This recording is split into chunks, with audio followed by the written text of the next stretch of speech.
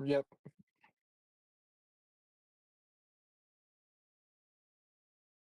Let's do this, man. Love it. We're so back. Never been more back. Which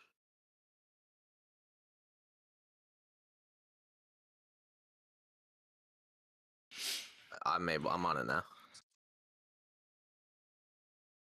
Yes. Let's make sure.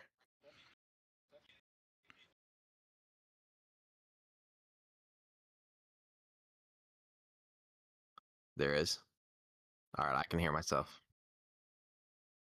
Yes. Yes, sir. Yo. Yeah.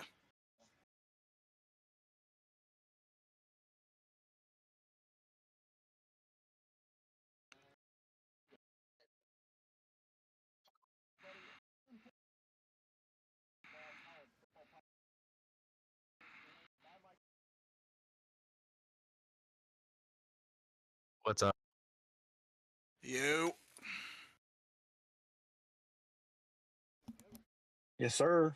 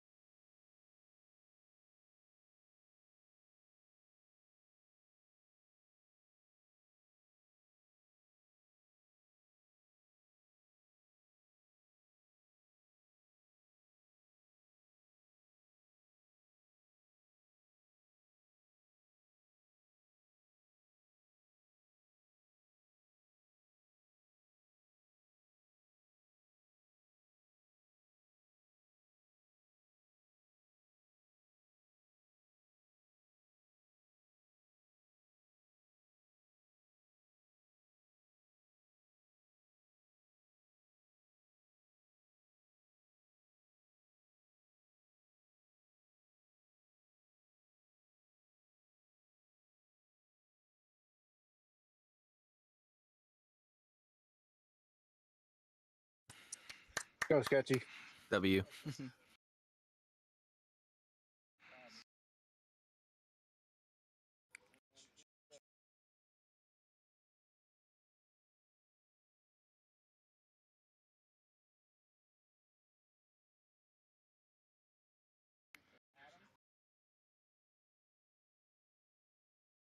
Yes, sir.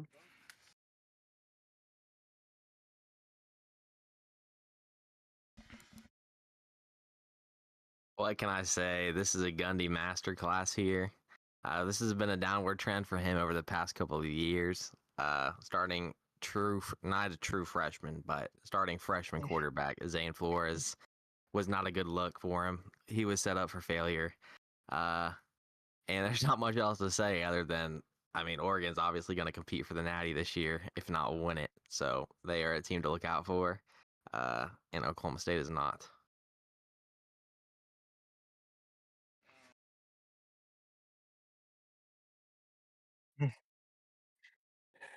I mean, wow, I was definitely very, very impressed with the Ducks. They came out firing. They kind of set the tone early with a big run and never let Oklahoma State really get in it. Yeah, the big taking point that I want to take away is Decorium Moore, man.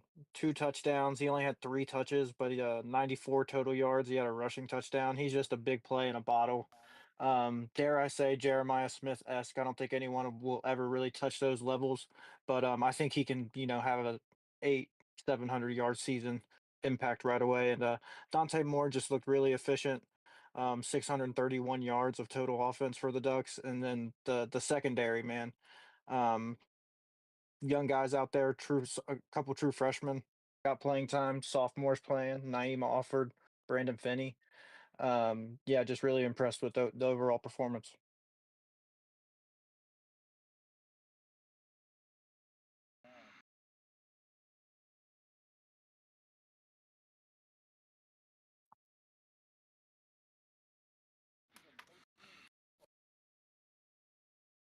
Um, as you know, we were together while watching this game. Was really impressed with John Mateer. I thought he looked really well against a pretty good Michigan defense. Bryce Underwood definitely looked like a freshman, and he the crowd was really good. The Oklahoma's defense played really good. He just didn't look to live up to the expectation for this game. But yeah, good win by Oklahoma.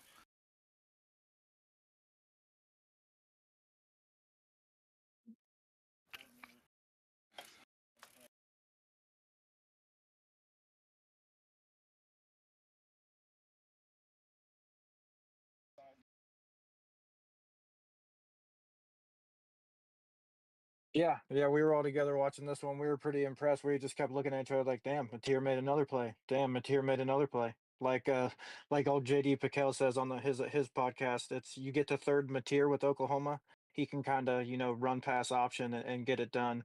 Um, I wasn't as impressed with Underwood as I thought I would be. I don't know if that's necessarily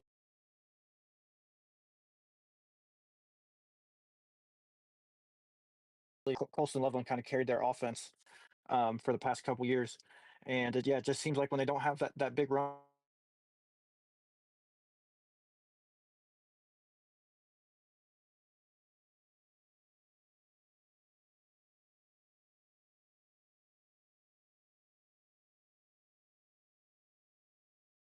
was all that they got on the ground, and that's typically how they're going to get it done.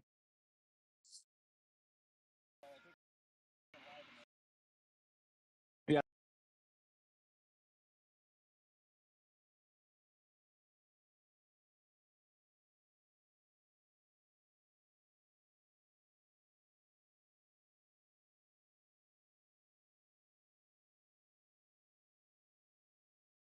I think I'm we're good good. now. We're good. Hello? Yeah, I'm here.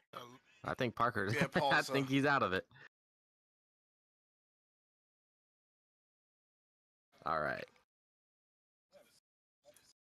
Yes. Yeah.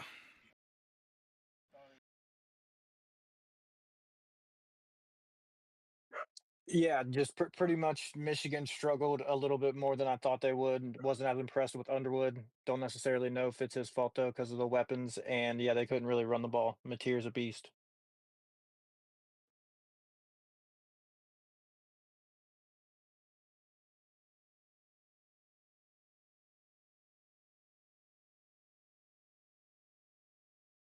No, all good. I think Parker's having some technical Oh difficulties. yeah. Unfortunately.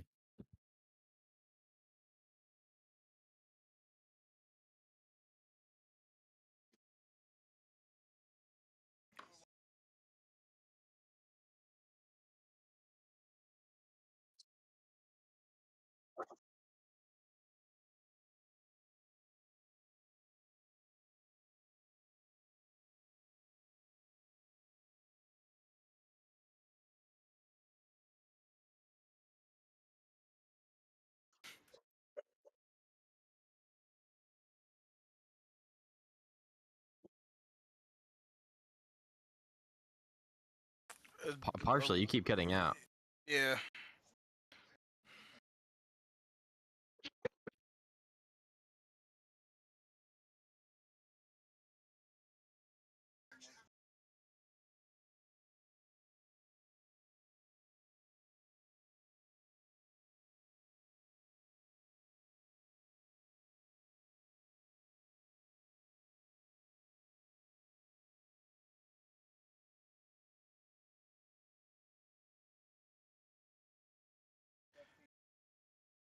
Yeah, they proved me wrong. I thought they weren't as good as everyone was saying to be that they were claiming to be, but they certainly proved me wrong this weekend. Yeah, Illinois looked really good. They have a beast wide receiver Hank Beatty, 8 receptions, 121. I'm sorry, 128 yards. He also had 1 carry and 25 yards for a touchdown. He also 133 week one. He had a great week as well. So need to put some respect on his name. But yeah, the story was really Duke turning the ball over. They had 5 turnovers, man. You can't expect to win the game when you turn the ball over 5 times.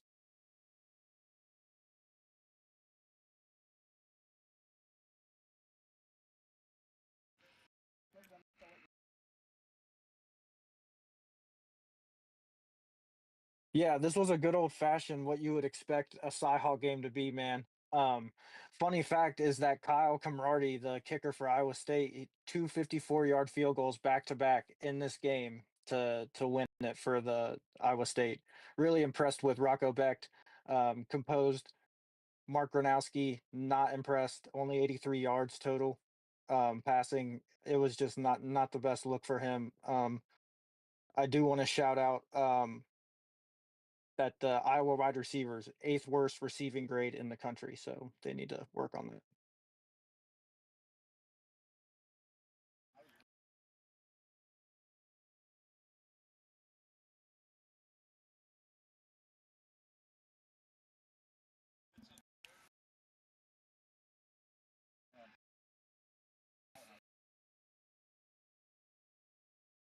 I think it Yeah, was South Dakota North It was State, South Dakota or State. South. We played him last year. the Jackrabbits.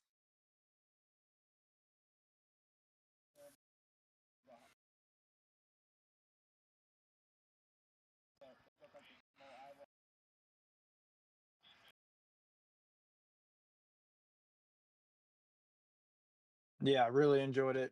Rocco Beck's my dog. Put some respect on his name. Yep.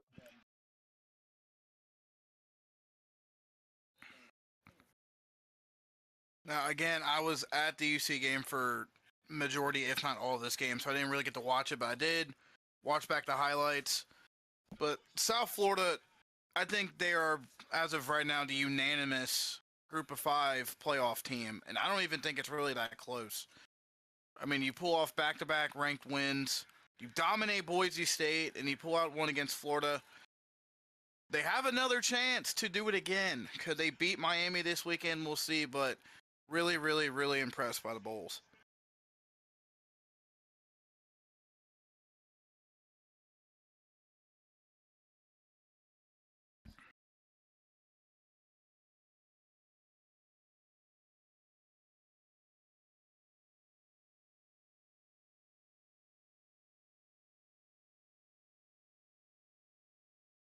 Yeah, like you guys said it enough about the Bulls. I kind of want to touch on Lagway. He last year was the 95.6, the best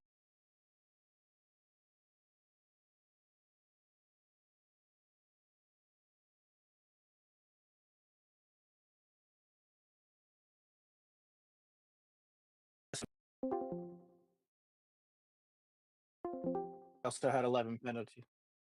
Oh, okay. No, oh no, you're all good. Lagway was the best deep ball thrower. He had a 95.6 throw on deep throws in this game. 0 for 4 with a pick. Billy Napier's definitely on the hot seat here. Kind of an undisciplined performance. 11 penalties, 103 yards. Removed 2 touchdowns off the board for Florida, and then they just have a grueling schedule: LSU, Miami, Texas, and Texas A&M coming up. So brutal stretch.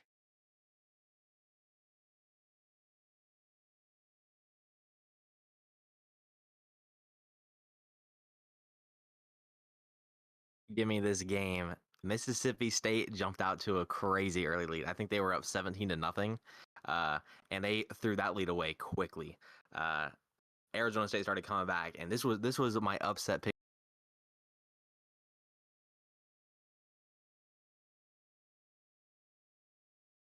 Very low in Arizona State, just because I mean Cam Scatterbo was Arizona State football.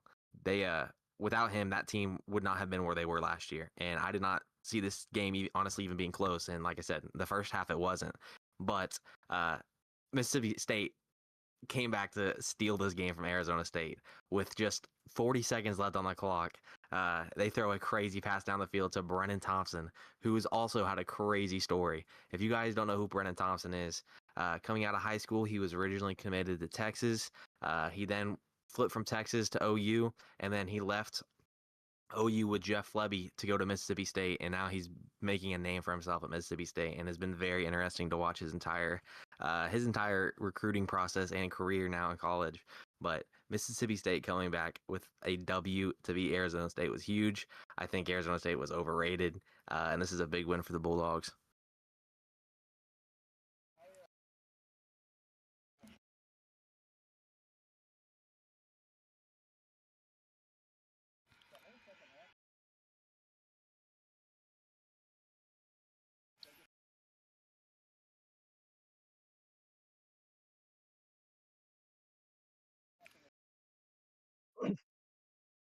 Yeah, I'm glad Bryce shouted out Brennan Thompson, man. What a playmaker he was. The Mississippi State quarterback, Blake Shapen, he had a perfect passer rating when targeting him, and overall, he had 279 yards and 3 TDs. I was really impressed with his performance. They also had some sweet blackout unis. Those were clean, man. Yeah, the Oregon fan, shocker.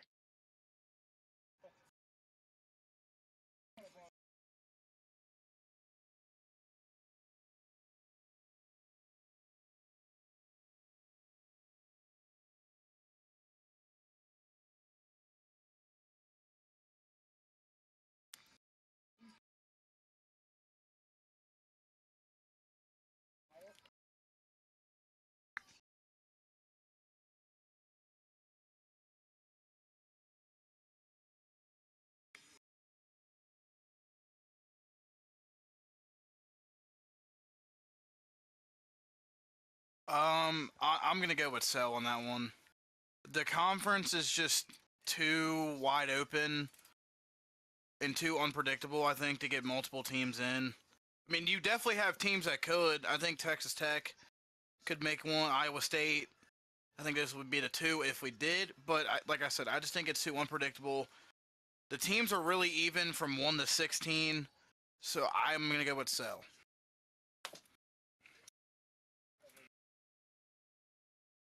As much as I hate to say it, I'm gonna sell strictly because the Big 12 beats itself up. The Big 12 is its own worst enemy when it comes to the playoff, and it's been like this ever since the playoff was created. In 2014, the Big 12 had two teams, Baylor and TCU. Both of them could have made the playoff. They were both 11-1, and ultimately neither of them made the playoff because they both were co-champions that year. And the Big 12 just beats itself up, and it's its own worst enemy when it comes to the playoff. Bryce, I need your take on this real quick. How does the Big 12 championship game work? Is it just the best two teams? There's no divisions? Correct. Yeah, top two Okay. teams in the conference go to the game. Okay. All right. On that note, I'm buying. I'm buying two teams because one, I believe in Iowa State. You guys know I love Rocco. I believe in him. And the other team that I think could make a run is Texas Tech.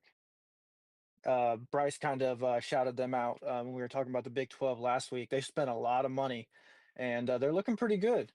They play Utah, and that's really it, man. There's no other ranked teams on their schedule as of right now.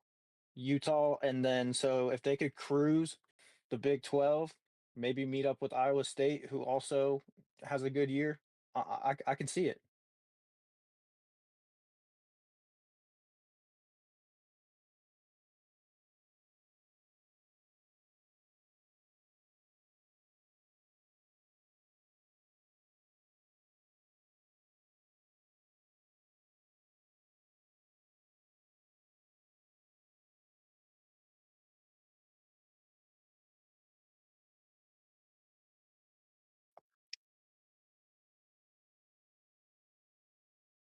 Correct.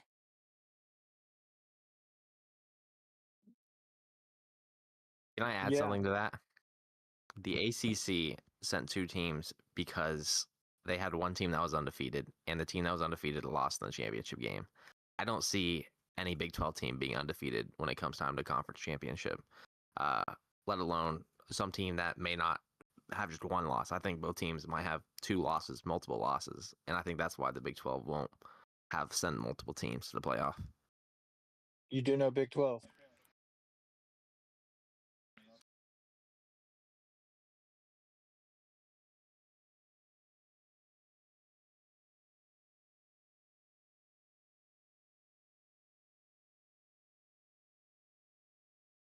I'm going to sell on that. I do think this is his last season in Stillwater, though. I think at the end of the year, he's probably going to be forced to be retired, and if he doesn't, he will be fired after the season, not before the season ends. I'm going to sell it as well. I think he's earned the respect to at least let let him coach till the end of the season. But then I think after the season ends, I think he'll be fired.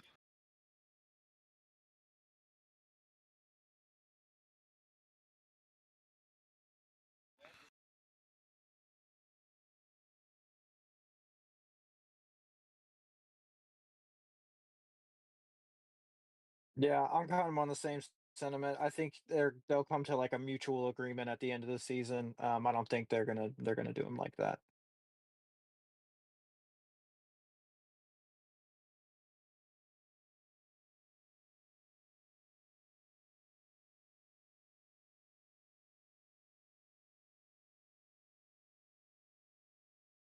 Obviously, I'm buying that. As I previously mentioned, I don't really think there's another team.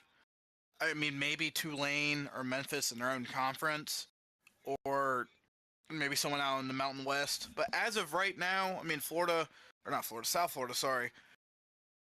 If you can, at the end of the year, even still compare them to all these other teams, they have the far and away the best resume as well. So that's definitely going to help them out. But I'm going to buy it.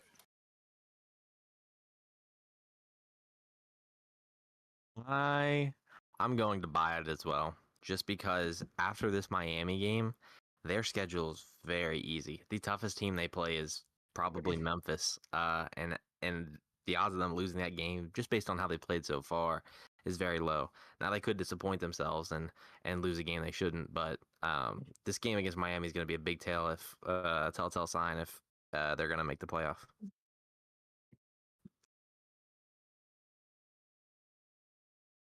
Yeah, you have to buy right now just with their resume. It's too good of a resume. I'm even gonna go as far if USF beats Miami, why should they not be in the top 3? Why not? I mean, I like, agree with this statement. If Alabama had this resume, they would be number one in the country right now. right, Uh, that's what I'm saying, man. Like, if and you'll see in my rankings later, I have USF pretty high, and they were unranked coming in, a massive jump for them. But yeah, you got to shout out Tulane, you got to shout out Memphis, a couple other G5 schools that dark horses. You got Navy, Texas State, UNLV. Just some teams to keep an eye on. Toledo has also looked really good. They destroyed my upset pick, WKU. Yeah, those teams are some teams to keep an eye on.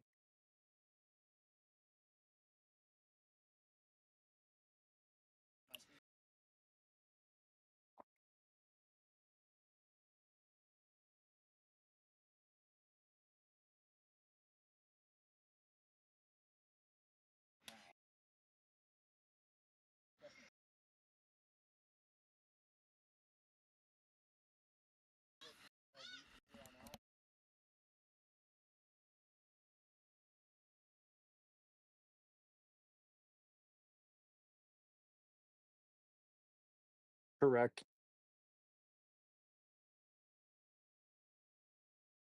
Mhm.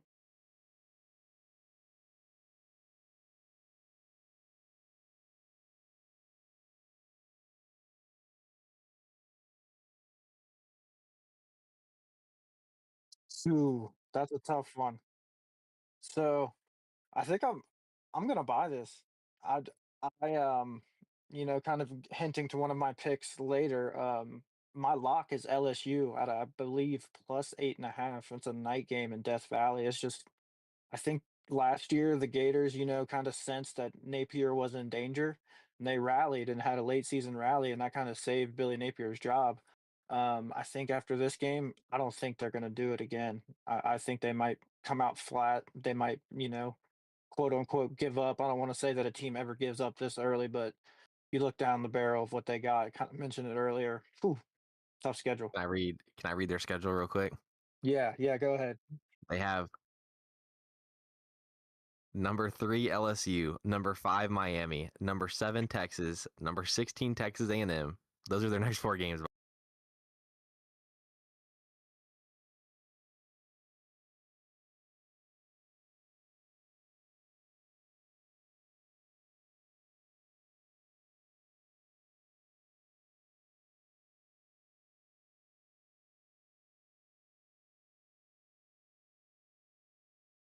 Tennessee and number 10 Florida State. That's brutal. That's like that is actually brutal. That is the one of the toughest. That is the toughest schedule in the country.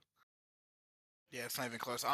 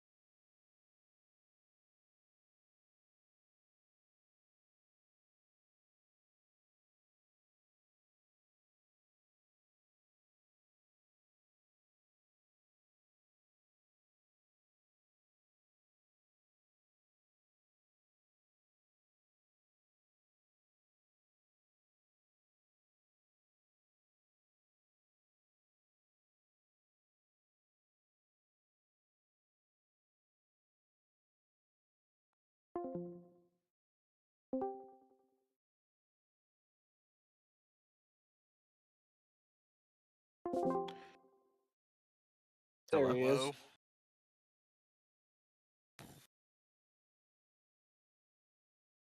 Okay. Oh yeah, absolutely. Yeah,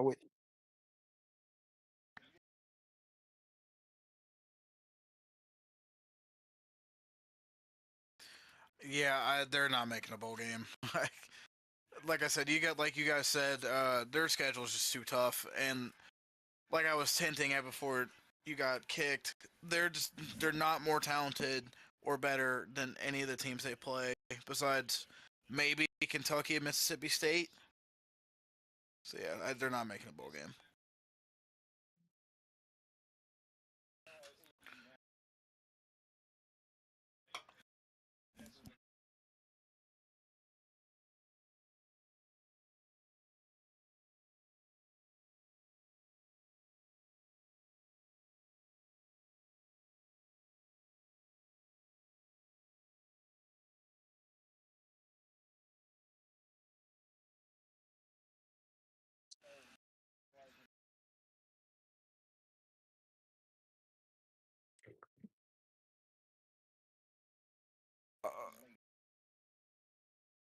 It.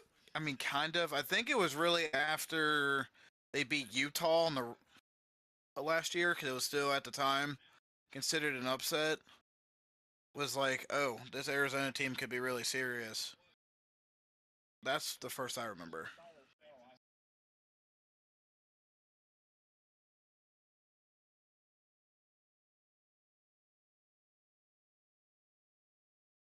I'd buy that. Yeah, I'm buying that as well.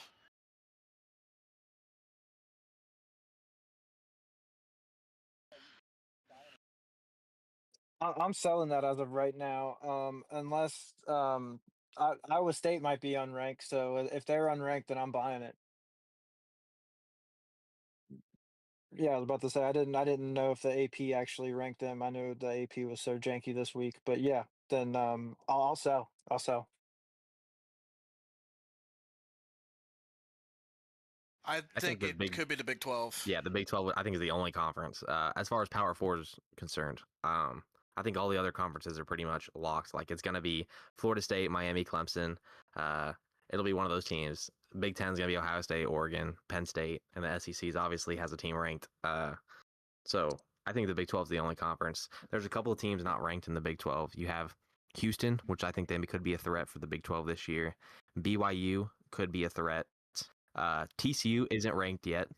Uh, Utah's ranked. TCU's not ranked though. I think TCU is going to be really good. Baylor also could very well bounce back and turn around and be a great team. Kansas State, they've looked bad so far, but conference play hasn't started yet, and the conference is wide open. Yeah, what the hell?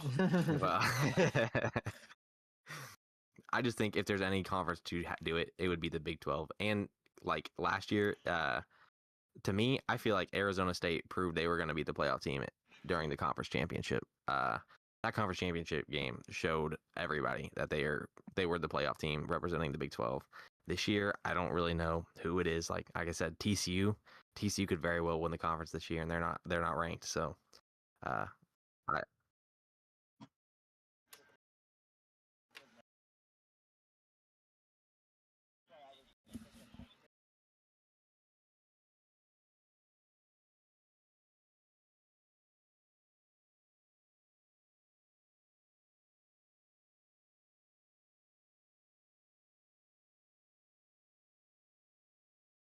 Yes, sir.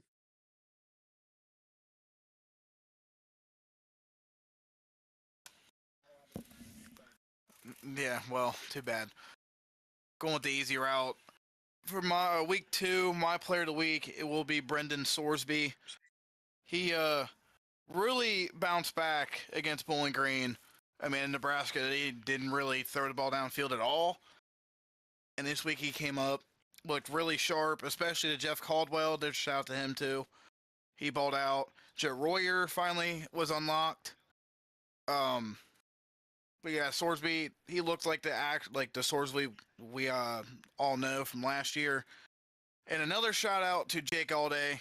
He was all over the field for UC on defense, and he's a dog. So yeah. Sawyer Robertson for Baylor. He absolutely popped off. Baylor was losing this game. They were down bad early, and they just found a way to fight their way back into this game. He threw for 440 yards, 4 touchdowns, and no interceptions. He also ran for 20 yards, and they did win this game in overtime at SMU, which was crucial. So I think he was the player of the week.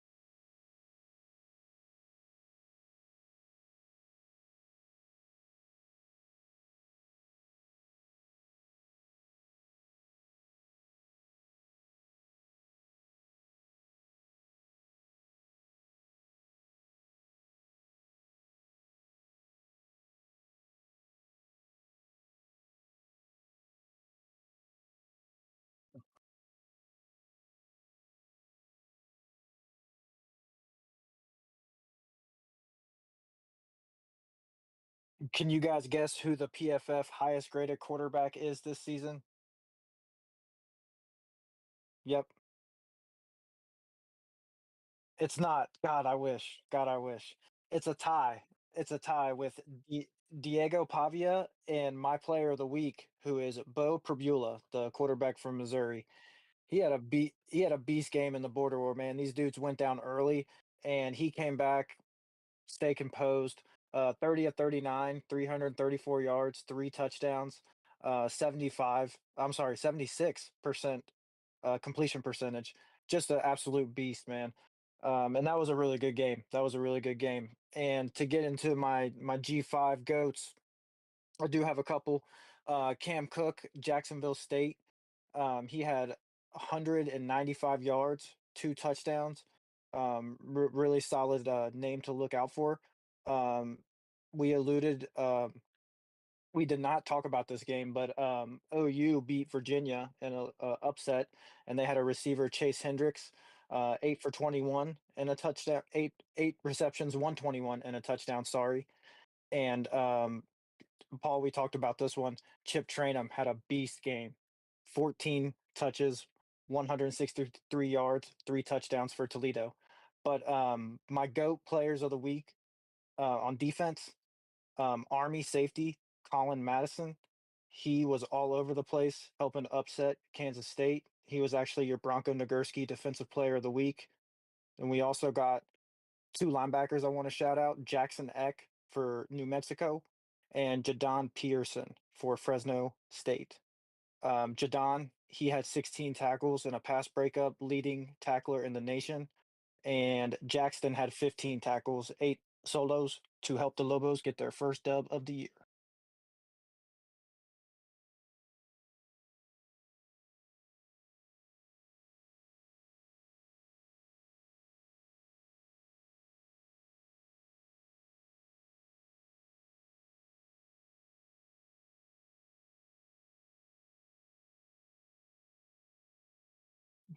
Nah, I'm glad you shouted him out, man. You got to give him some love. And just real quickly before we wrap this up, I kind of forgot. I did want to shout out a couple matchups this week. I don't know if we might pick one of these. I'm not sure. Duke versus Tulane, interesting storyline. Tulane quarterback Mensa, he transferred to Duke. He's coming to Tulane. That's a very interesting storyline there. Tulane's a very solid G5 team, like we said. Perhaps the representative, probably the second favorite behind USF right now. And then I do want to shout out UConn. They've actually been looking good. They're technically not a group of five because they're not in the conference, but they play. No, no, I believe they play No, yeah, they played Delaware State, and that's what I kinda wanted to shout out is that's kind of an interesting game just because it's Delaware's, I think their 2nd or 3rd game in the FBS, but they did not look too bad against Colorado. They had somewhat of a semblance of a passing game, so interested to see how that one plays out.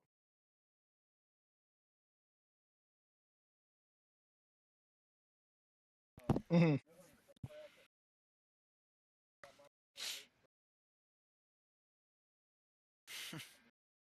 You're not worried? Yeah, no, he is good, but, at the end of the day, yikes.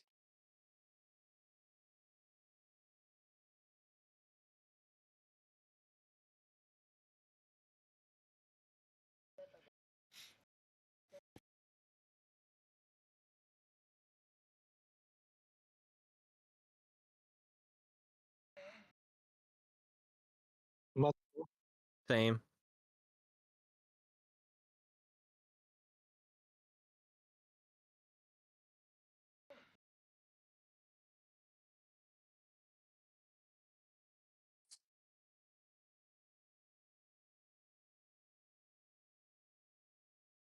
Great pick. I was between that one.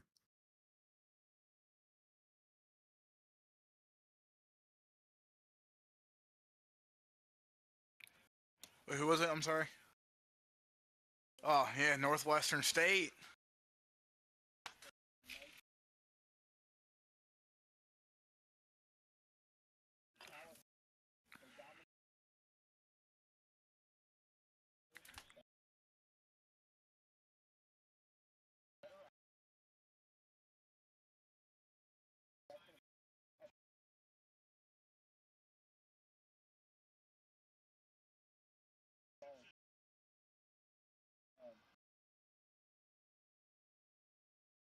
My upset pick of the week is Arkansas over Ole Miss.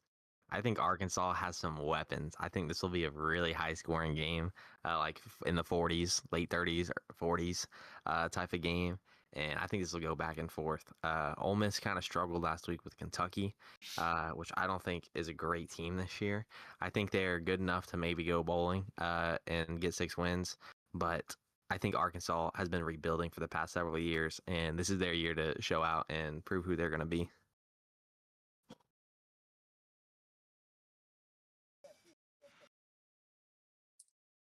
Well, those were 2 good picks because those were 2 that I was going to pick, potentially. So, as I'm scouring through, um, I guess it's not really an upset if I was gonna pick it anyway. I think we might pick this game later, but, I'm gonna go Texas A&M over Notre Dame. I know Yikes. this is gonna come back. I already know this is gonna come back to bite me. Um, Texas A&M never wins the big game, but, if Marcel Reed is healthy, um I think they can do it. Notre Dame, they kind of worried me with how they played in the trenches. Normally, that's a strength of theirs, and CJ Carr was running around for his life, having to make plays. Texas A&M has a really solid run game. They have a really good wide receiver duo. I remember Concepcion from NC State is really good. The other guy's name is no, I'm sorry, right here, Mario Craver. They're really good against man coverage, and Notre Dame plays almost exclusively man coverage. So I'm really interested to see that matchup.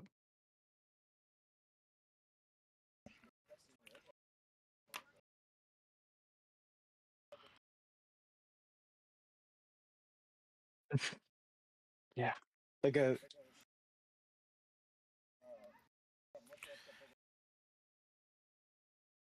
Oh damn it. Um. This is probably the most popular one of the week, but I'm gonna take Vanderbilt over South Carolina. Just based off the fact alone, they played Virginia Tech. Vanderbilt smoked them at Virginia Tech, and South Carolina. Honestly, it was a game for 3.5 quarters. I think Vanderbilt. I believe in Diego Pavia. So yeah, give me the Commodores.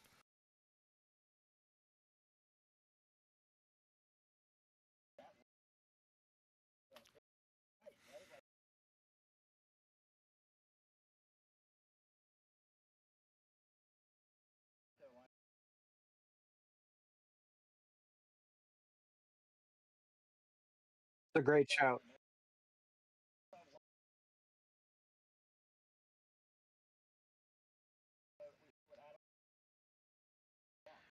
My lock of the week is going to be the Georgia Bulldogs. I think it's -3.5 right now. 4.5. I'll take it at that too. -4.5 against the Tennessee Volunteers. I just Tennessee's missing Jermon McCoy, and I forget the other guy's name, but he's another top corner for them. I think Georgia's going to take advantage of that. I think Georgia wins by at least a touchdown.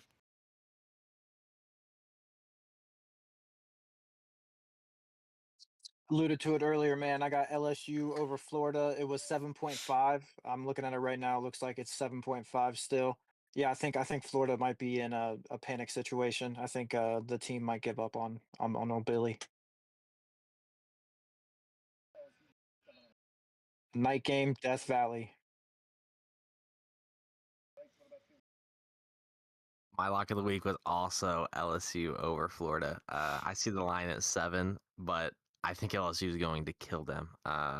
This is a big game for both teams, but LSU has a chance to go play for a national championship this year, and I don't think they're going to let Florida stop them from that. Let alone keep it a game.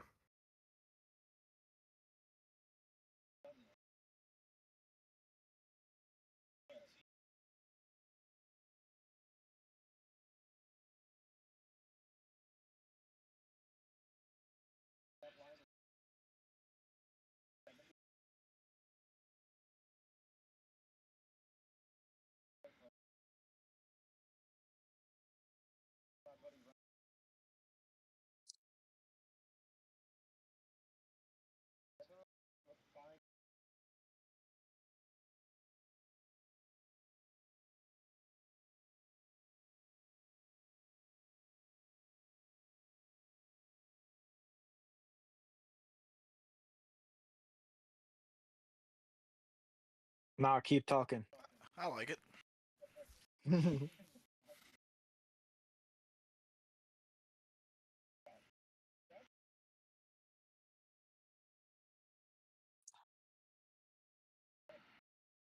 The only thing I will say is that Northwestern has like a weird temporary setup stadium right now. So maybe that might play an effect. Also, it's technically going to be a 9 a.m. game for Oregon, big noon on the East Coast. You love big noon. Big noon enjoyer.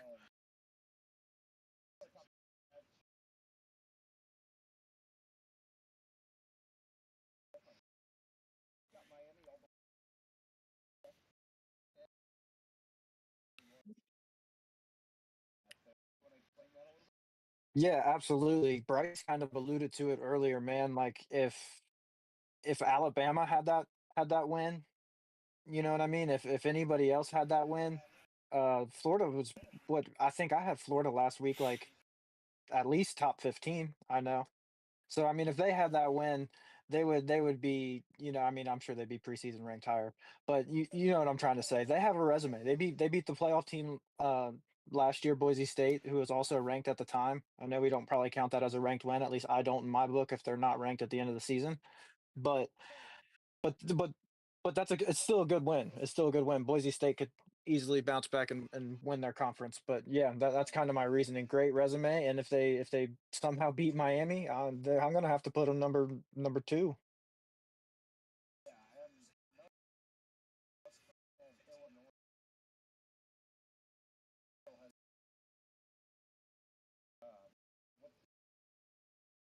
I need to be sold on Illinois first, and I'm not sold on them yet. I think they have a good team, but until they play somebody of relevance, until they play one of those top teams in the Big Ten, I'm not going to be sold on them. I still think they're just a highly above average team right now, and a lot of those teams in the 15 through 25 spot for me are still battling their way to figure out who's real and who's fake.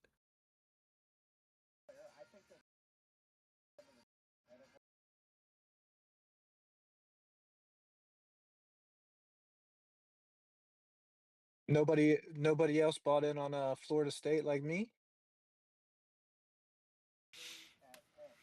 I got I them at got them 9. six. I got him at 11.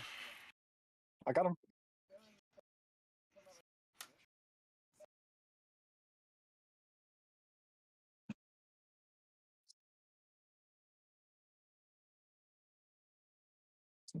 Yeah,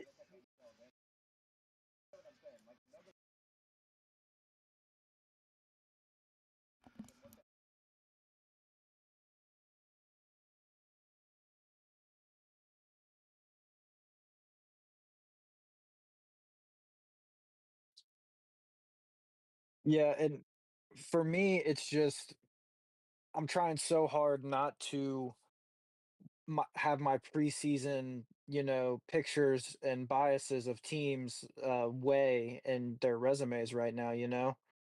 Like I remember saying like before quarterback situations were panned out, like just looking at talent, I thought Alabama might have been the most talented team in the nation, and now I think I got them lowest on the rankings than anybody. I'm trying to rank how I see, and I do you do have to foreshadow a little bit and count account talent into play. But I'm just that's why my rankings are very volatile. I'm dropping teams left and right.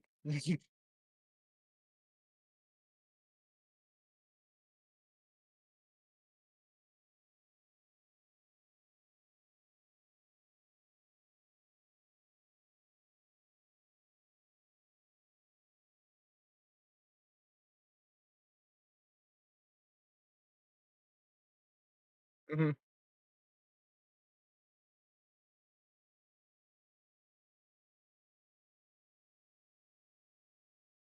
mhm.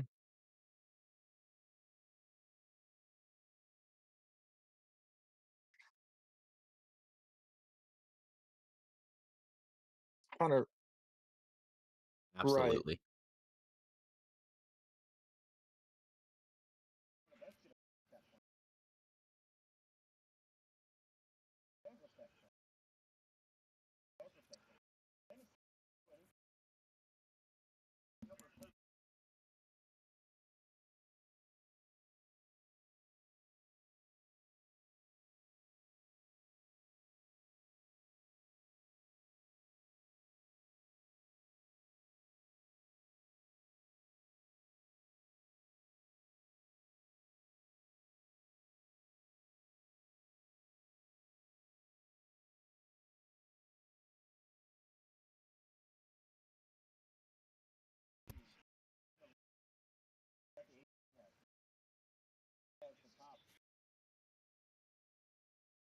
At the top three, I think. Or wow.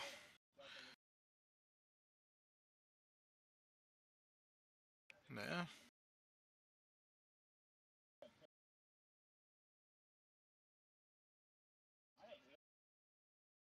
Yeah, you are the only one with Oregon at 2. And with teams like, Clemson and Alabama and Notre Dame, I'm trying not to penalize them for, playing these tough games early, and I'm trying to properly reward the teams that came out on the better side as well.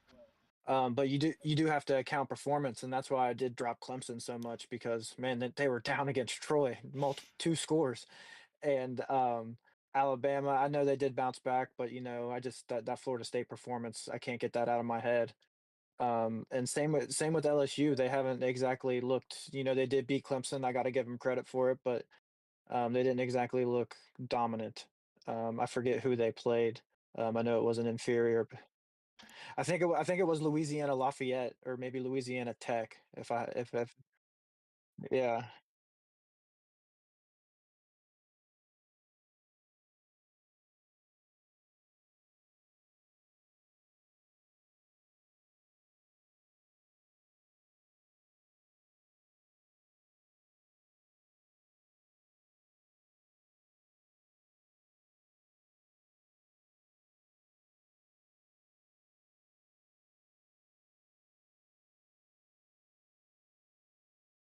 Like I can't lie. I had them too, but I changed it up right before I sent it your way. I'm trying not to be. I thought that would have been a little biased to have them that high, but now that I see that you're ranking it, maybe I wasn't so crazy. But yeah, no, they did look dominant. But I mean, Miami and LSU both have ranked wins. Oregon doesn't.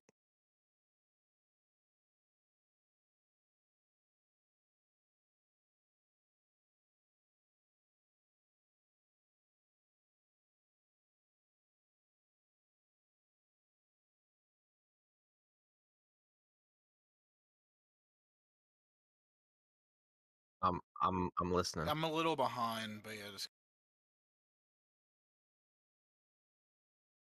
Very annoying if it wasn't. Hello, hello, hello. Can you hear me on the stream? No, I can't hear no, you. I'm not Wow. hearing anything. Wow, not me. It's popping up on the audio mixer. Oh man, that's frustrating.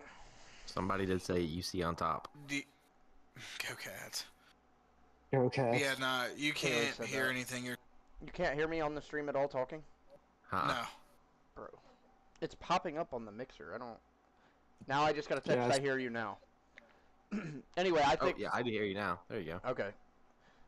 I got Oregon as a top 2 team in the country easily. I hope that hasn't been like that the entire show, bro. That's going to be very frustrating. But I thought Oregon looked really good. Also, speaking of the top, I mean, ESPN and mainstream media has not covered it, Stigs, by any means, but we got 3 Big Ten teams in the top 4. I mean, the top of the conference is showing out right now. I mean, yeah, looking like the SEC almost. Like, you know what I mean? Yeah. SEC's got some teams up there too now, but Yeah. I mean, I got Illinois in my top 10. Mhm. That's four Big Ten teams in the top 10. That's Mhm. fairly impressive. Yeah. Yeah, I agree. Well, I'm glad that people can hear me now, so that's good. Let's go on to the next part. I don't... There's a blank slide in here. Okay, I don't know what that was supposed to be. Let's go ahead and do the preview. Week 3 preview, we got, it looks like 10 games here to go over, so we can go over these pretty quickly. And you guys tell me what you think. I'll tell you guys the line, and we'll go from there. I was wondering if anyone was going to pick this on their upset for this week. But we got, starting Saturday, Clemson at Georgia Tech. Georgia Tech at home, +3. Over under 52.5. This is kind of an interesting one here, Stiggs. Man, I kind of wanted to pick this, man, but if Haynes King just wasn't a freaking human wrecking ball and banged up already, I would probably take Georgia Tech. But yeah, he's banged up. I still believe in Clemson as a potential, national championship team. Um, I think they still have that capability. They still have that talent with the defense, but they do have to show a lot more than they have. I think they'll get the win though, even though Yeah, it's in Atlanta. yeah. It is. Okay, I'm sorry. I did not realize that. I did not know this was a neutral site game. Yeah, it's in Atlanta. Weird. Weird.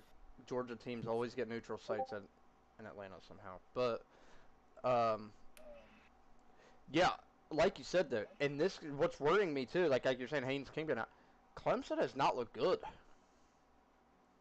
Like, they really haven't. Adam, what Defense you has got? helped them a lot. Very true. Yeah, like you said, Clemson's looked terrible. I mean, losing by 17 to Troy, if you're a team like Clemson, should never happen. I mean, they came back, but still, they have not looked good. But I still think at the end of the day, Clemson's more talented than Georgia Tech, and I think that should be able to make them survive in Atlanta.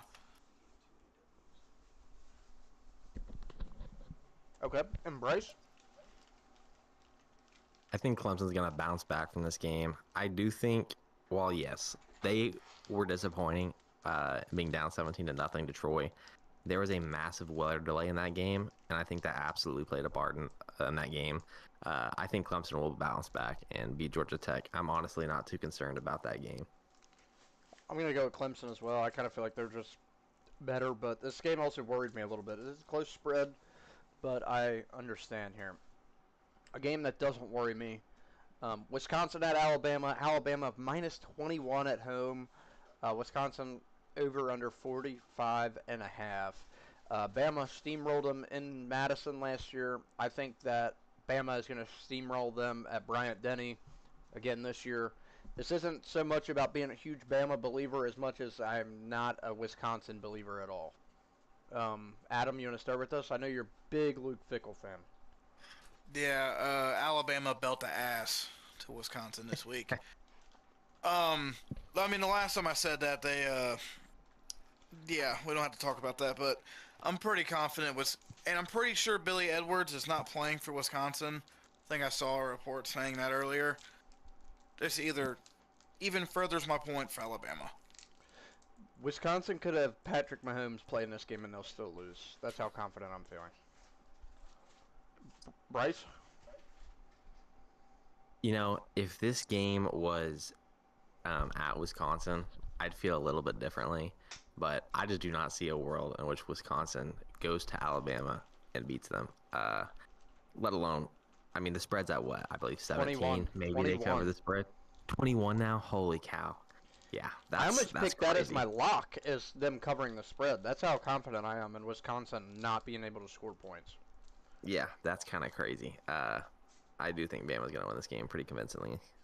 Yeah, it's sad to see where Wisconsin was to where they've fallen off to be. And they're a similar boat to me as Oklahoma State, Bryce. People don't Identical. realize they're perennial, very top caliber programs for a while, and they've just kind of fallen off, and it's kind of sad to see. Stiggs? Yeah, we can keep this one short and sweet. Alabama belt Alright. to ass. I guess we'll start here with you, Stiggs, for this. Maybe you can explain this one a little bit to us, why you picked it. Notre Dame versus Texas A&M. This is the night game. Texas A&M are 6.5-point underdogs. 7:30 kick. Over under 50.5, and you picked Texas A&M to upset. Yeah, so the Marcel Reed has a hand issue. The coach, Texas A&M, he said that he's going to be okay and that they're not worried about his injury. So it is pending that. Like if he doesn't play, then I don't believe. But I kind of alluded to this earlier. Casey Concepcion and Mario Craver, man, they got these two man-beating demons. Casey Concepcion already has 4 touchdowns. Mario has 3. Notre Dame runs a lot of man. I mean, they're talented at defensive back. Don't get me wrong, but Texas A&M runs a lot of these option routes, and Marcel Reed has just been finding them. No turnovers through the air for Marcel Reed, and it was kind of a question whether he could push the ball downfield. So, and in combination with Notre Dame looking a little shaky, I'm going with that. Okay. I'm going to go ahead and take NC State to cover against Wake, -6.5. I'm just kidding. That game was right now and just ended. They won by 10. I was about to say, sir. Bryce, Notre Dame is your second favorite team. I'm guessing you are not taking Texas A&M. Oh, Notre Dame is going to come out of this game electric. They have CJ Carr, who looked fantastic against Miami. They didn't really use Jeremiah Love a whole bunch in game 1. At all? I expect that to change in this game. I see Notre Dame winning this game by 2 scores. Keep in mind, they also won last year at Texas A&M. This is at Notre Dame now. This just screams big win all over for me for Notre Dame. All right, and Adam, you're the tiebreaker here. Yeah, give me the Irish. Have to. I'm leaning the Irish just because they're the home team. I like that you're sticking out, Stiggs. I like that. Yeah, I'm not changing. We did get a chat come in. Kaylee is in here. She picked Clemson to beat Georgia Tech. So, yeah, Good pick. Good pick. Terrible pick, Haley. Wow. Next game we got Georgia at Tennessee. Georgia minus Woo-hoo. 4.5. What a game! This should be very exciting. Adam, you already went with this as your lock, so I'm gonna start with you. Let's see here. The Yeah. spread and line is actually I got Tennessee +4 at home, over under 50.5. Yeah, Georgia's my lock of the week, so I have to go with the Bulldogs here. Here, okay. This might sound a little different. Stiggs, you might be on the same boat as me. I don't know. This game worries me for Georgia for the first time in a long time. Gunnar Stockton threw the ball 34 times against Austin Peay last week, and they only scored 28 points. It was 14-3 at halftime. This isn't normal Georgia. With that being said, Tennessee might be getting a little bit too much hype. I think the talent gap still leans Georgia, so I'm taking the Bulldogs and Kirby Smart to outcoach Heupel. I'm not that confident in it, though, to be honest with you. It worries me watching Georgia play. They're very one-dimensional. Their leading back only has 25 carries in 2 games, and they haven't had a big game. They played Marshall and Austin Peay, which you say, like, okay, 25 carries, he probably got pulled early. They did not get pulled early, and Stockton's already thrown 58 passes in 2 games against Marshall and Austin Peay. Becoming one-dimensional is how you lose football games at a high level, and that worries me. It also worries me because Joey Aguilar looks like a beast so far. And they do have a power game already under their schedule, so they're not supposed to sit. With that being said, I think the other talent makes it up, though, and I'm going to take Georgia because I haven't seen Tennessee beat them in a long time. Sticks. Yeah. What was that line, Paul? Did you say 6.5? 4. Tennessee plus 4. 4. Okay. At home, Interesting. Yeah, this is definitely an interesting matchup, man, because Joey Aguilar, his first 2 games, he's got an 83 grade versus Syracuse and a 94 grade per PFF last week against ETSU. So he's been lighting it up. He's been taking advantage of the opportunities that Josh Heupel's offense provides. I'm interested to see how Tennessee's secondary matches up with Georgia's wide receivers. They have a corner who I don't believe is going to be healthy. His name's Boo Carter. He's had some offseason stuff too, but I don't believe he's healthy. I don't believe he's going to play, but they have a coverage duo that's allowed a combined 53 yards against when they're thrown at in man coverage. 83 grade for Colton Hood and an 81 grade for Ty Redmond. So I'm very interested to see how Georgia playmakers shake out. I think I want to take Tennessee to cover, but I don't think I'm going to pick them to win. I think it's going to be really close. Yeah, and that's great breakdown. I know I could always expect that out of you, Stiggs. Also, I want to give a shout out. We are at double-digit viewers here in the late night slot. But Stiggs, I don't want to harp on it too much because I want Bryce to pick it a little bit too. But just with the Georgia stuff, are you seeing what I'm seeing at all, or are you not worried that I think they look a little one-dimensional? So I did. I'm glad you brought that back up because I was listening to a podcast. I don't recall which one it was, or I'd shout it out. But he did say that he watched the Georgia game. He said he rewatched it again versus Austin Peay, and he said that they ran a total of like 7 plays. You know, Yeah. It was dive, screen, slant, curl. You know, so maybe they're not trying to open up the playbook just yet. But it is at Rocky Top, so I think that could be a big difference as well. It's Gunnar Stockton's first away start, I believe. Yeah, good point. There's a lot of interesting things for this game, and ultimately, I just have to lean Georgia because they've had. When's the last time Tennessee beat them? I mean, it's got to be a while at this point. Bryce, what do you think? Bryce? I think this game being at Tennessee will make it very interesting. I also think that's why the line is a little bit lower at only -4 for Georgia. That being said, I still think Georgia will win this game. Georgia has to be dethroned before I can look otherwise. Kind of like how Tennessee beat Alabama in 2022.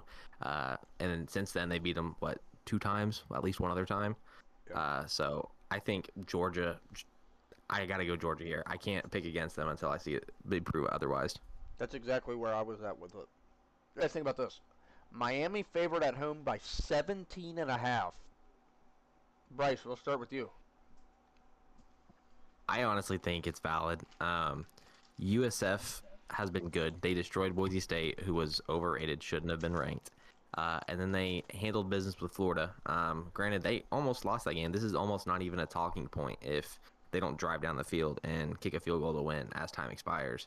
But I think it being at 17.5 is honestly pretty valid. I think Miami has a ton of weapons and a ton of talent, and is coached way better than Miami is, or than Florida is. So I'm gonna rely on Miami's coaching here and their players and talent to beat USF. And even, like I said, 17, that doesn't feel that bad. That honestly doesn't seem too unrealistic. I wouldn't be surprised if they won by 3 touchdowns. So I'll take Miami. All right, and Stiggs, I want to go over to you here because we're talking about former Oregon coach Mario Cristobal that he's hyping up here about the coaching. Are you feeling the same way, or are you Cristoballing, or no? Yeah, I'm low-key Cristoballing, man. I'm giving all the credit in the world to South Florida. They play a fun brand of football, but I think Miami might shut that down. I think perhaps if they didn't beat Florida last week, Miami might overlook this game. But since they beat Florida last week, Miami has no choice but to take this game more serious and lock in throughout the week. I think it's going to be a better week of preparation than they would have had if Florida would have beat them as usual. Yep. Also, dude, Ruben Bain's a beast. He's the highest graded defensive player in the Power Four, 94.6 grade. He's a beast, man. Sacks, forced fumbles, even has a pick. Dude's everywhere. Yeah, and me and you, we've said it multiple times now. We are on the Carson Beck train that people have very much fallen out of. But we are on that train, so I'm going to agree with you guys. I think Miami wins, and I think I'm going to take them to cover, too. I mean, it sounds crazy, but, like, if USF does it again, then they're the team of destiny at that point. It's not crazy. It's not crazy. I would honestly take them to cover, too. Yep. Adam. Yeah, I think like I said, I do think South Florida's going to make the playoff. But I do think with the resume they've already built, they can get one freebie. And I think this will be it. I think Miami's going to humble them back down to earth a little bit and cover. So you think they'll still be okay to make the rankings with their resume, say they go in here and get blown out? You think they'll still be good? Because Boise avoided that. That was the main talking point for them last year, right? Hey, they only lost this to Oregon, but hey, they lost to Oregon by, what was it, 3 or 6, somewhere around that range, and that's kind of what helped them in that. I mean, if USF gets blown out here, they're only ranked 18. It might be a pretty devastating blow. We'll have to see how it goes from there, though. But if this game is competitive, I think USF will still be ranked. They'll probably be at 25 or 24 or something. But I think they'll still be ranked if this game is competitive. If it's a blowout, they will not be ranked. All right. Let's go Florida LSU. We talked about this game already a little bit. Florida at LSU, a game that was really circled, leading up to this week. But then Florida has the bummer at home against USF last week. So now LSU's -7 at home, over under 46.5. Stiggs and Bryce, this was both of your guys' locks. So Bryce, tell us why it's the Tigers. Garrett Nussmeier is a top 3 Heisman favorite right now, in my opinion. He also has some weapons on the field. Not only do they got C.J. Daniels, who's ridiculous, their running back. Oh my goodness, I would have said his name. Their running back is a workhorse. He doesn't get a lot of yards, but whenever they give him the ball, he takes care of business and he can move it. And he's a sure thing for a first down. I don't know how much is the Clemson game you guys watched. Durham, I think that's his name, Durham. It's Caden Durham, yep. Yep, that's what it is. He moves the ball for them on offense, along with LSU's passing attack and their defense this year. Their defense is a lot better than what it has been. I think they are a team that could, like I said, play for the national championship, possibly even win the SEC this year. So I don't think Florida is going to be a whole lot of a struggle for them. If anything, it's going to be a tune game for the SEC conference for LSU. Adam.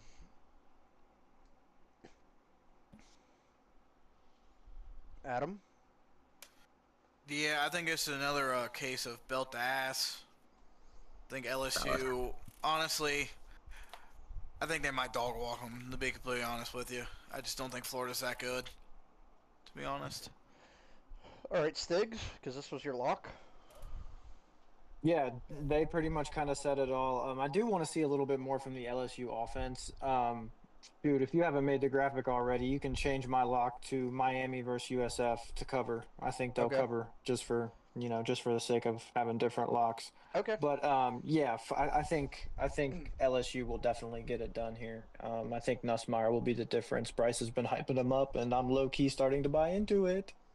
Well, I am going to pick LSU, but I think Florida covers in this game. I think that Florida shows a little bit more life. I know we were talking about earlier about them giving up, but LSU didn't look that good last week either, fellas. Louisiana Tech gave them fits, which Florida didn't look that good last week either. But I think that Florida's going to respond. I don't think they are going to roll over, personally. I wouldn't be surprised if the Gators went in there and this is a one-possession game going, into the fourth quarter or something along that. I'm going to go with the home team, though. I'm going to go with LSU. Watch, Florida will get blown out by 40, and I'll look like a complete moron. But I don't know. Just my gut feeling is telling me that Florida's not just going to roll over. They were ranked highly for a reason. And LSU last week kind of really worried me for a while, a lot of their game. So our last game that we're going to pick, shout out to Jonah. Everybody here loves Jonah. We got the backyard brawl, West Virginia and Pitt. This was supposed to be game day if West Virginia would have won last week. But unfortunately to them, they ran into a powerhouse, Ohio University.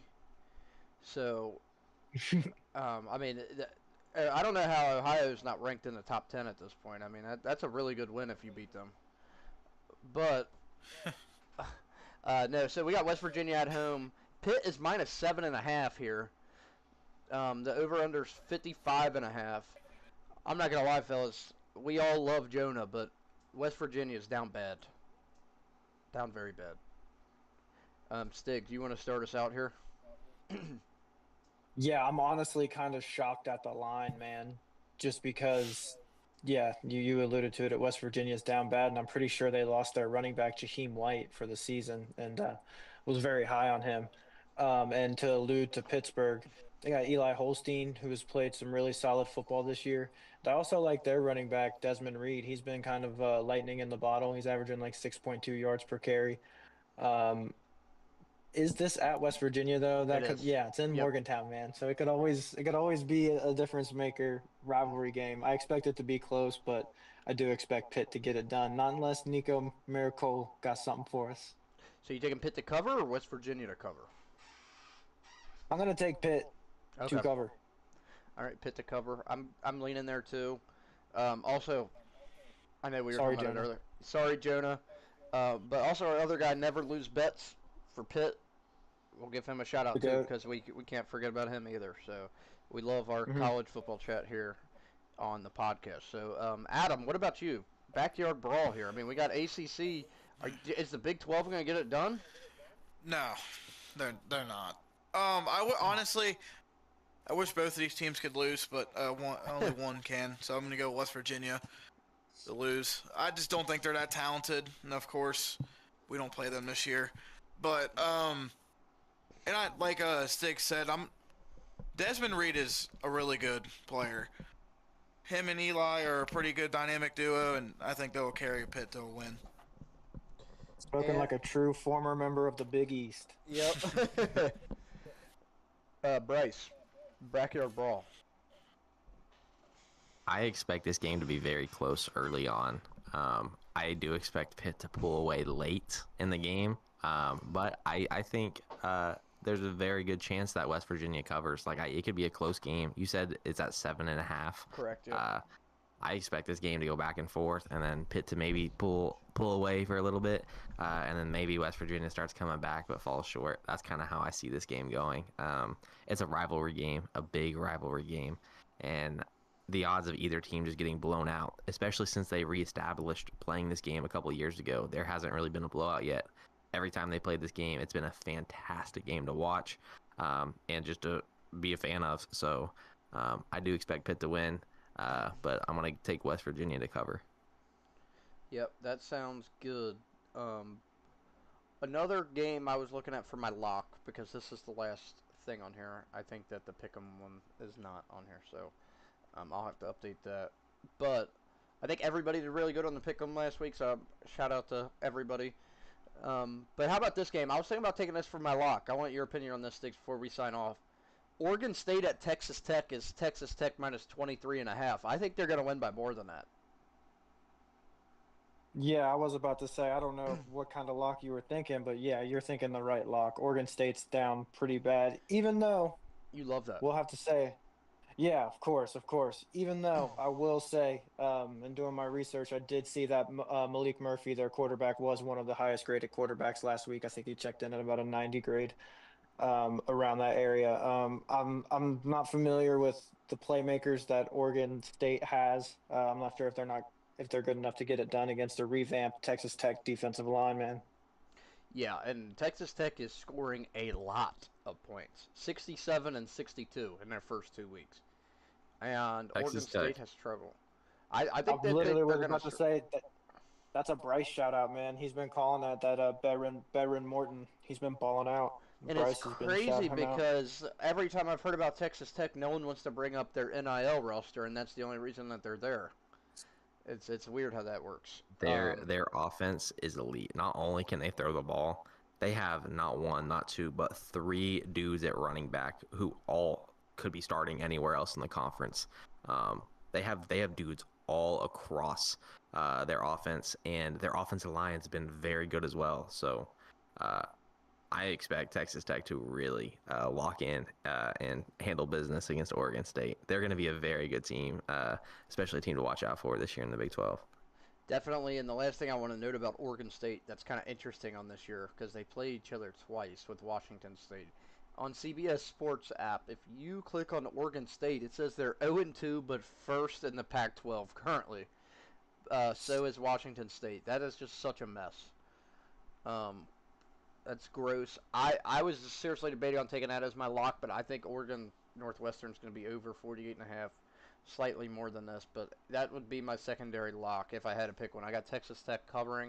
Is there any other games we want to mention, fellas, before we sign off, that we didn't really talk about or anything? Does anybody have anything else they want to throw out there just as something to look out for? Look out for the massacre at Nippert Stadium this Saturday when we play Northwestern State. We might actually win by 90 points. One I think Hey, that you're going to like here, either Bryce or Stiggs a lot. I think an interesting game is going to be on ESPN2 in the 8 o'clock slot. Duke at Tulane is going to be interesting. Is Duke going to bounce back? Tulane looks like one of the more powerful group of four teams. That's a 1.5 point spread. I think that that's a pretty interesting game looking at it. Yeah, I'm pretty shocked that Duke's the favorite. Tulane Darian is. Mensa, or yeah. I was shocked that Tulane was the favorite. Darian Mensa, he's a good quarterback, man. It really wasn't his fault. A lot of the turnovers, like he was getting pressure bad. That offensive line needs some help. Um, yeah, I think it could be a potential that Duke wins that game. Honestly.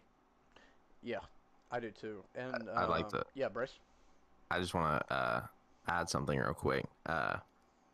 We didn't really talk about it, but Colorado and Houston, I think, is going to be a sneaky, very sneaky good game. I feel like this game has the potential to go back and forth. Has big names in this game on both sides of the ball. This game could be pivotal for the Big 12 conference race, especially for Colorado early on. If they lose this game starting 0-1 for conference play, that's going to be huge moving forward for the rest of their for the momentum of Colorado moving forward for the rest of the season. Yeah, did you guys see the rumor that they're starting their third string quarterback, not the did see that. 5-star, not Kadon Salter? Yeah. Very No, I did interesting. not. I did see that. And another game that was kind of interesting. Stiggs, you might know some about this one. How about this spread Saturday night, fellas? Old Dominion at Virginia Tech. Old Dominion at Virginia Tech. Virginia Tech favored at home by 6.5. That's crazy. Wow. There's something going on there. Either they are I didn't- super low on Virginia Tech.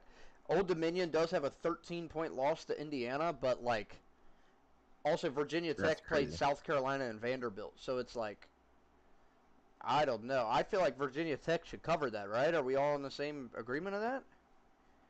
6.5 I is mean, crazy. yeah, that's a touchdown. That's what I mean. Like, I thought that was something that kind of stuck out too as a potential for my lock, but Dude, I, I'm glad you brought this up, man. Just because there is a little storyline I'm following this week. You guys probably aren't familiar with this, but Old Dominion linebacker Jason Henderson, man, he has 439 career tackles. He got another year of eligibility this year and was on pace to perhaps break the all-time tackle record, but medically retired, walked away from football. So this will be their first game without their leader on defense. So that'll be wow. interesting. And we do have a comment coming in here from NIL Commish. They said, "You guys have cameras?" Question mark. I do. I don't think we have one as fully as a broadcast. I'm sorry about that. That can be something that we'll start working on. I think that could help out. But as of right now, we do not have cameras. NIL Commish. But thank you for stopping by the podcast. We really appreciate it. We do like to talk ball in here, and obviously you're a college ball knower with that name. But I think that's the only other game. It's also funny looking at those Pac-12 teams, Stiggs. We got North Texas favored over Washington State by 5.5 this week. I think that's kind of interesting, man. Those teams in the Pac just fell off bad. I was literally about to say the same thing, man. Just a painful fall from grace to see. But yeah, hopefully the new conference next year with the newer teams, hopefully they step up a little bit. Yep, and with that, that's going to be the end of the college football We Know Ball podcast presented by Family Ties.